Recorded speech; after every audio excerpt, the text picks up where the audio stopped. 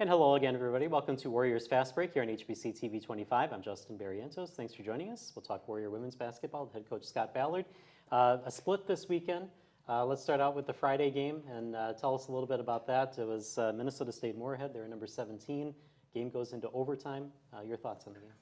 Well, it was a great college basketball game. We knew this was going to be a challenging trip. Not just because of the length of the trip, but more importantly because of the quality of the opponents. And, we going into it, we knew that all three teams, ourselves and both of our opponents, Moorhead and Northern, all three teams are ranked in the top 4 in the league in defense, in rebounding, and shooting percentage. So, you anticipate that you're going to have some close games, intense, tightly contested games, and that's what we had. We got off to a really good start. I think we were up 20-9. I think after the first quarter, we shot 80% in the first quarter, and Hannah picked up her second foul. She got a bad break, picked up her second foul early in the second quarter, and then like any good team will do, Moorhead, they put together a small run. And we kind of got away from what we were doing in the first quarter because one, Hannah wasn't in there, and secondly, we sped up a little bit and took late in the second quarter we took a couple quick threes after one pass, and we didn't hit them, and that gave Moorhead a couple run out opportunities, a couple easy scores, and so they got it down to a 3-point deficit by halftime. And then in the third quarter, unfortunately, we did not score the first 6 minutes of the third quarter, and but our defense kept us in there. And at the end of the third quarter, I think it was a 2-point game one way or the other.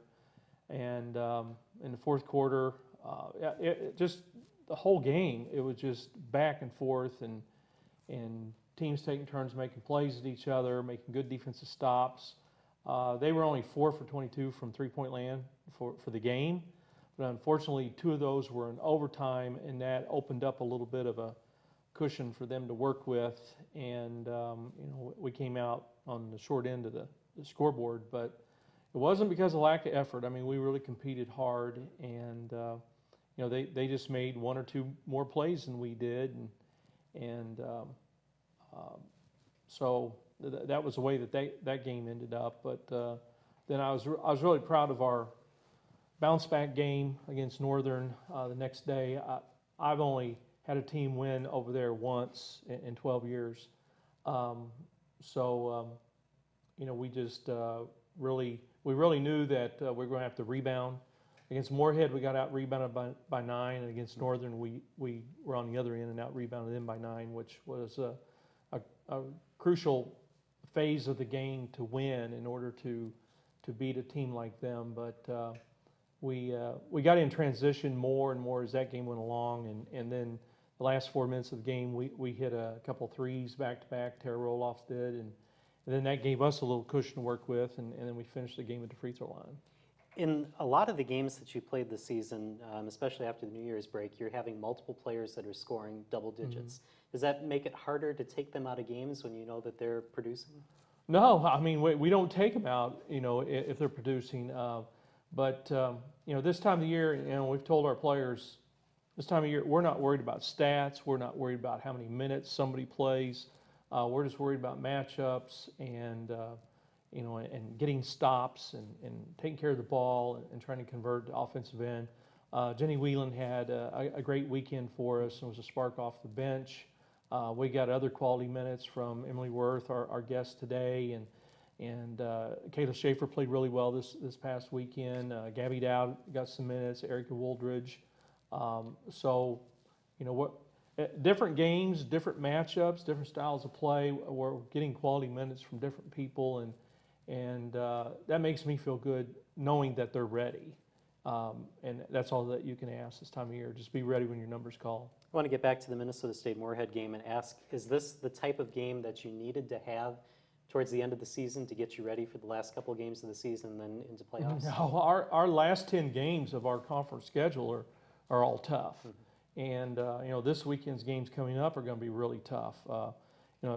It's just the way that our conference schedule is laid out for us, where we have 10 tough opponents in a row.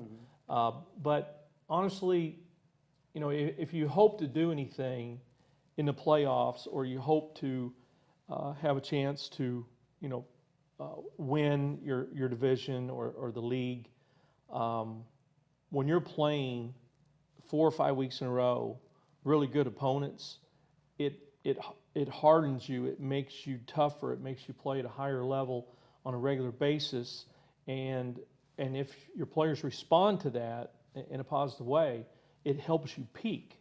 And that's what I'm hoping for. All right, as you kind of alluded to, you're back home. Concordia St. Paul and Minnesota State Mankato are your opponents this weekend. How does your team match up against those two teams? Well, Concordia, we lost to them at their place last game before Christmas break, and we were really disappointed in how we played the first half. But Concordia they're good. I mean, they're only one game behind us now. They've won 10 in a row. They're the hottest team in the league. They've got the Russell girl inside has been the named player of the week for the last 3 weeks in a row, averaging 22 points a game. They've got two of the quickest guards in the league that can break it down with a dribble, and so they're for real. And it's important. That game with them is really, really important and crucial for us, because if we don't beat them, then they would have the tiebreaker over us because of head-to-head sweep. So the fact that they won the first meeting makes it that much more important for us to try to give ourselves a chance to win this one. And then I know you don't like to look too far ahead with Minnesota State Mankato on Saturday. Mankato's always dangerous. We had a tight game with them at their place before Christmas, and fortunately the last 4 minutes of that game we opened up a nice cushion to work with, but they just got done beating St. Cloud by 28 points. If they're shooting the ball well, they can be really, really dangerous. So we don't look past them at all. We just play Concordia first. All right, thank you, Coach. And we're going to get to our player guests next. Emily Worth will join us right after the break. Join me, Justin Barrientos, your host for Warriors Fast Break on HBC TV 25. Each week I sit down with Warrior men's basketball head coach Todd Eisner and women's head coach Scott Ballard as they talk about game results, upcoming games, and interviews with players, giving you an inside look at Warrior basketball. New shows debut Wednesdays at 4:30 p.m. with replays Tuesday through Saturday at 8 a.m. and 4:30 p.m. and before Warrior home games on HBC TV 25. Hit the hardwood for college hoops on BTN. Don't miss a moment of the excitement. Oh my goodness, yes sir! Are you kidding me? When your team takes the floor all season long. What a spectacular play! Strong to the rim! They're fun. They're just fun. Big Ten basketball all season long on BTN and BTN to go. I'm nervous. I'm getting shaky. I'm kind of freaking out a little bit. I can't believe you're going into this blind. I just feel overwhelmed. I'm marrying a complete stranger. I haven't seen him ever.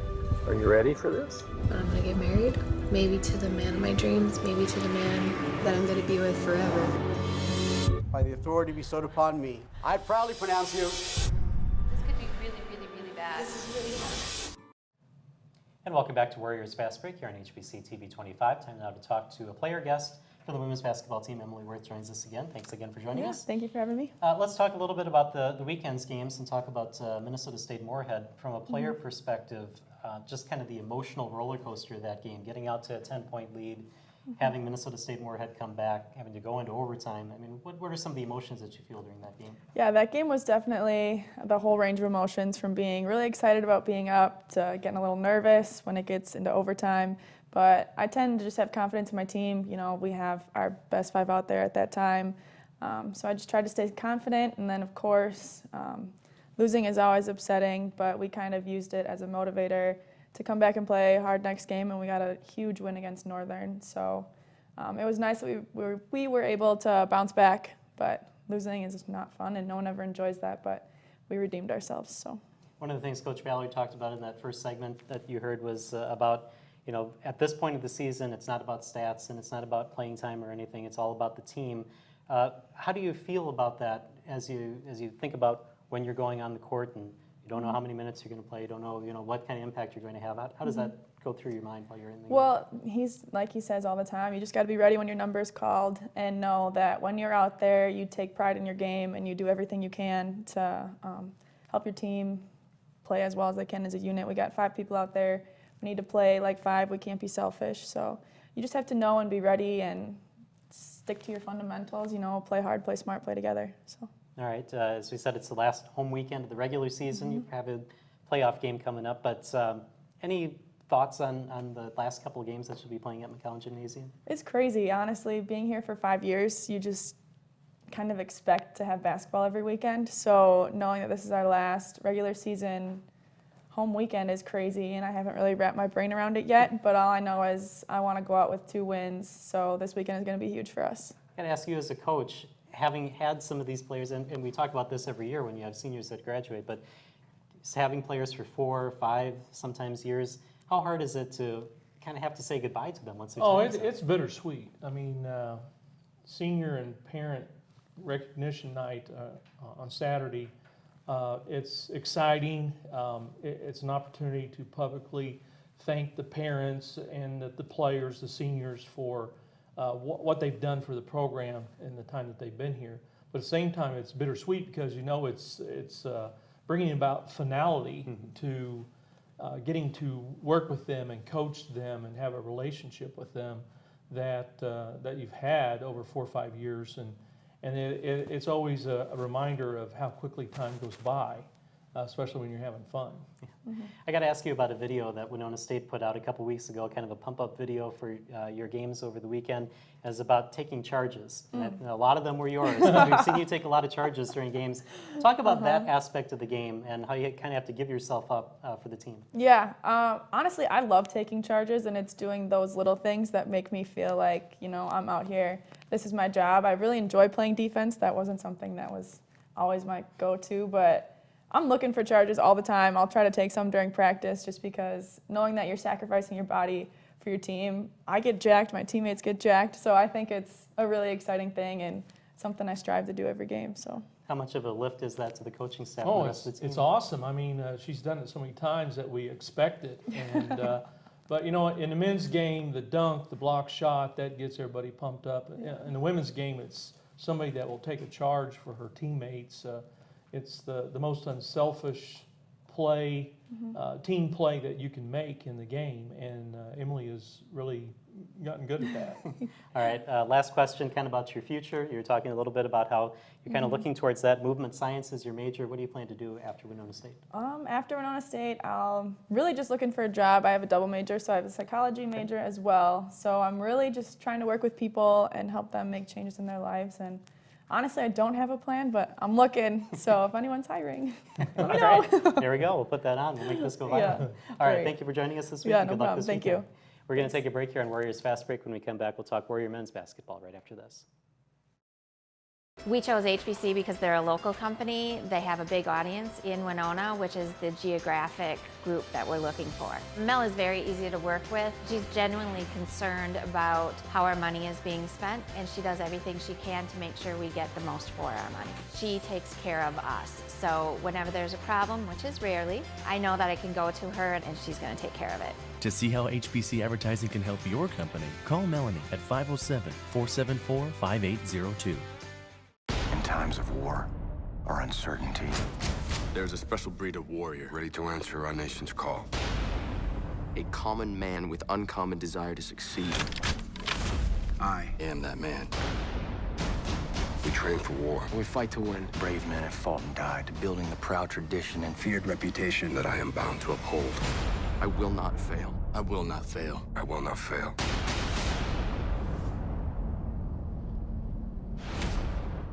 Some people, no matter what they were born into, were meant to be so much more.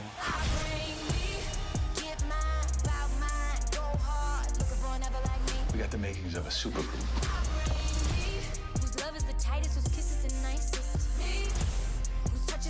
This is your dream. This is my dream for us. What you get is what you see, and I bring me. Star, Wednesdays, or watch anytime on demand or Fox Now. 1, 2, 3, 4. What are you waiting for? Sun's out, fun's out. Hit the road with GAC. There's so much to see and do in our great American country. Pick the place, set the scene, and travel in style. 2, 3, 4. Going RV, Wednesday night at 9 only on GAC. And welcome back to Warriors Fast Break here on HBC TV 25. Time now to switch to men's basketball, and head coach Todd Eisner is here. Thanks for joining us again. Absolutely. Let's talk about this weekend. Difficult competition. You're facing off against two of the top teams in the NSIC. Talk about these road games that you had this weekend. Yeah, it was a difficult weekend. We didn't play at the level that we needed to play against two of the better teams in the North, and actually two of the better teams, as you mentioned, in the league. And both really talented, both really good on the offensive end of the floor, so we knew we were going to need to be good defensively, and unfortunately we weren't either night. I want to try to get maybe an inside look at how things work and talk about the Minnesota State-Moorhead game. Early on, they jump out to a 9-0 lead, you take a timeout, they expand that, you take another timeout right away. What are some of the things that you're trying to accomplish when you take those timeouts? And you don't have to say what you actually say to the team, because we might not be able to air that. But I mean, what are you trying to do in those moments? Well, one of the things we talk about really every game is just, is certainly during warm-ups, but even prior to warm-ups, that week in practice, is just mentally getting ready to play. And a lot of times if you jump out 9-0, 12-0, 15-0, one of the thoughts that goes through your head as a head coach is maybe we're not ready to play. And so I know at the 9-0 timeout, I switched and subbed 4 guys in, and just to try to shake the momentum a little bit and change things up. And they still ended up getting 2 more threes. I mean, Moorhead's really, really prolific from behind the arc, and they obviously proved that early on. And anytime you jump or fall behind 15-0, you're putting yourself behind the 8 ball, and we certainly did that. But we're just trying to break the momentum up a little bit from their standpoint, but also trying to shake the tree a little bit from our guys, and trying to get them to wake up if they aren't ready to play, which obviously is a bigger issue than even the 15-0. Is it the same philosophy then at halftime when you talk to your team, or is it something different then? Well, it's a little bit difficult. Every game's a little bit different. One of the things that hinders us a little bit is just our style of play on the defensive end of the floor. We're not a pressing team. We don't play zone. So, one of the things that we struggle with is if we get behind by a lot, we don't have a plan B in terms of a change in style. We just really trust what we're trying to do on the defensive end of the floor in terms of limiting teams' possessions, making possessions difficult, trying to force tough shots, trying to make them shoot 40% from the floor, and we've really struggled with that this year. So that's a big factor in it. But at halftime, if you're down the numbers that we were both Friday and Saturday night, we try to basically look at chopping the second half into the immediate timeouts, and every 5 minutes we're trying to chop. Is it 2 points? Is it 4 points? Is it 6 points off of the lead, and put ourselves in a position in the last 5 minutes of the game to have it be in single digits and put a little pressure back on them. Unfortunately, that didn't happen either night. So you gave up 85 points to both of these teams, which, as we said, high-scoring teams, very good teams. So then what's the philosophy in practice this week and getting ready for the games at home this weekend? You have one team in Concordia that's kind of down in the rankings, and then you have Minnesota State Mankato, which is just a little bit above you, but not quite at the level that they have been in past years. What do you do to try to make sure that you don't give up that many points this weekend? Well, actually, we went back yesterday to some of the first parts of the season's practices and tried to focus a little bit more on some of our footwork, some of our technique on the defensive end of the floor, just an intensity level. We've really, like I said, we've really struggled to just defend individually and collectively at a level that'll give us a chance to win games. And I told the guys right now, I think in NSIC play, we're giving up about 8.7 points a game more now than we did last year at this time. And anytime you do that, and combined with the fact that we don't get the line very much, and then we're 15th out of 16 teams in free throw percentage. So we got a couple of things that really stick out right now that we're not doing at a high enough level to give us a chance to have success. So we went back to some of the basics yesterday in practice. We gave them Monday off. Actually just did a individual workout with the guys, gave them Monday off. Tuesday, went back to the basics, and we'll probably follow up with that again today. One stat that I looked at from the Moorhead game that was amazing to me, considering the amount of points that were given and the kind of style, is that the turnovers were really low. You only had 5 turnovers. Minnesota State Moorhead only had 4 turnovers.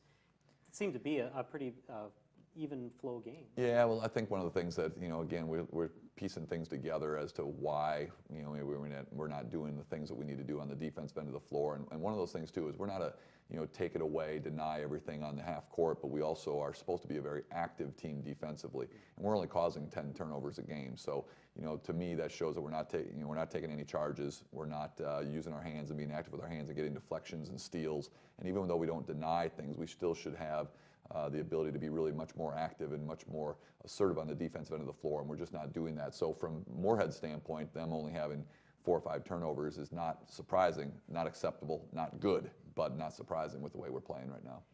Is it hard to try to change the mentality of players if that's not the way that they usually play, to try to do that? Well, and the frustrating thing is the style that we play defensively is set up for teams maybe that aren't as athletic or as quick. And I don't think we're overly athletic. I don't think we're the quickest team in the league. And so if we were doing the things systematically that we were supposed to be doing, we should be set up to still be successful. And those things just aren't getting done individually. We're not keeping the ball in front of us. So in terms of what we call fighting the dribble, we've done a really poor job with that. We've overcommitted in the help some. We've gotten beat at the rim too much. And so, we're sitting here talking about things on February 7th or 8th or whatever today is. Whether or not it can get changed in the next 2 weeks, we're going to certainly try to figure out a way to do that. We've even talked about in staff meetings, or at least Zach and I talking about, do we even want to throw some zone in, which would just make me throw up, if we did it. We also want to give our guys the best chance to win here at the end of the year. And so, I think we're going to stick with what we do and what we believe in, and we got to get our guys to perform at a higher level. Now, last year you caught fire towards the end of the season, had a very good second half of the year. What's the focus this year in the last couple of games of the regular season heading into playoffs? What would make you happy seeing your team? Yeah, I would love to see us just defend at a higher level, and that would give us a better chance to win some of these games.